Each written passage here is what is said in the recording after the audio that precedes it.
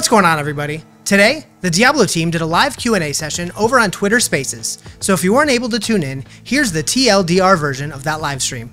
They opened up the conversation talking about the newly announced contest, where if you level a character to level 25 during the open beta, you have a chance to have your face painted on the walls of a cathedral in France. The first question during the Q&A segment ties into this contest, and asked, can you enter the sweepstakes more than once if you level more than one character? To which they said no, only one entry per person. It was also asked if the entrant had to be human, in case someone wanted to have their pet painted instead of themselves. And the developers joked that if you wanted to wear the beta cub on your back, that may be considered, but they wanted to keep the entrance to humans only. The next question asked if there would be crossplay in the Diablo IV beta, and full Diablo IV launch, to which the developers confirmed there will be full crossplay and cross-progression. It was asked which language the beta would be in. They confirmed that all 13 supported languages at launch will also be included in the beta.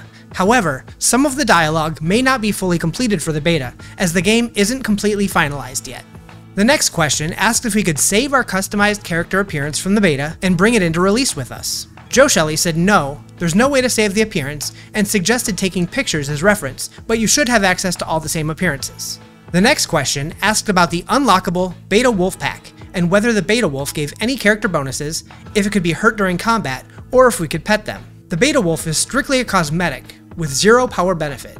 It will permanently be asleep on your back, and it can't be hurt. You won't be able to pet this puppy, as it will be permanently worn on your back, but there will be other animals for you to pet. The next question asked the devs, which class will they be playing first during the beta? Joe, Danny, and Adam all said that they were going to be playing the Druid class, but Rod said he'd be maining the Necromancer. The next question asked if the beta live action trailer that was released this morning included any hints or spoilers about Diablo IV, and they quickly said, nah, nothing to see here, folks. The next question was on crafting, asking what we could expect from crafting in Diablo IV. Joe talked about how crafting is mostly focused around item modification, such as upgrading the power of your items at the blacksmith. He added that it doesn't always make sense to modify every item that you find as you level up, since items will be replaced quickly, but in the endgame, this will become more of a focus. Next up, they were asked how spellcasting would feel with a controller. Joe talked about how they've put a lot of effort into making the controller feel like a comparable control scheme to mouse and keyboard. There will be a targeting system that works effectively. Target lock will lock onto a specific enemy, and you can cast skills and spells directly on that enemy. And there's a smart adjust target lock that is especially useful while kiting monsters. The next question asked whether the servers would be separated by region. The servers will not be separated by region, but they clarified that when you see random people around the world, they're most likely going to be from your region to keep languages and such together. But if you choose to party up with someone from around the globe, you can do it.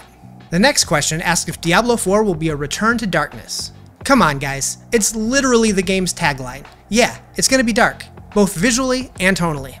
The next question asked if they can tell us more about Lilith. We're going to learn a lot more about Lilith while playing through the beta. She's a key character, including during the early levels of gameplay, which is what the beta is focused on.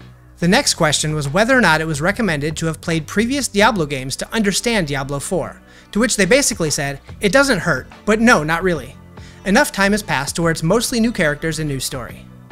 Next, they asked the developers if they could share more information about the Necromancer. They said that the Necromancer keeps returning to Diablo because it represents a different, distinct playstyle. There are different ways to control your army that give you unique ways to play the Necro. Next up, they were asked about co-op communication during the beta, including text and voice. Joe confirmed both text and voice chat will be included in beta if you choose to use them. Alright, the next question was a big one. It was asked, what is the Druid class mechanic? Which is the first time the developers have talked about this publicly. The Druid class mechanic can be accessed in the full game release around the time Druids reach level 15. They'll have to travel to Skazglen, which unfortunately will not be available in the beta, since the beta only includes the Fractured Peak Zone.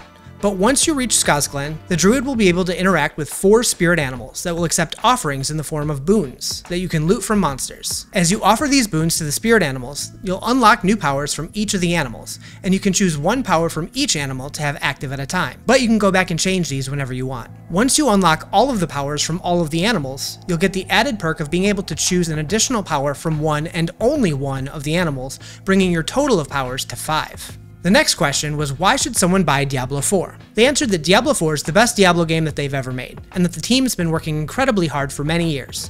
They've also taken a lot of feedback from a lot of different sources to try to make the game the best it can be. And the final question asked was whether or not the beta could be streamed. And yes, Yes, it can be. Both the early access beta and the open beta can be streamed, which I will be doing a lot of on my Twitch and TikTok channels, so check the links down in the description below and come hang out. It's going to be a lot of fun.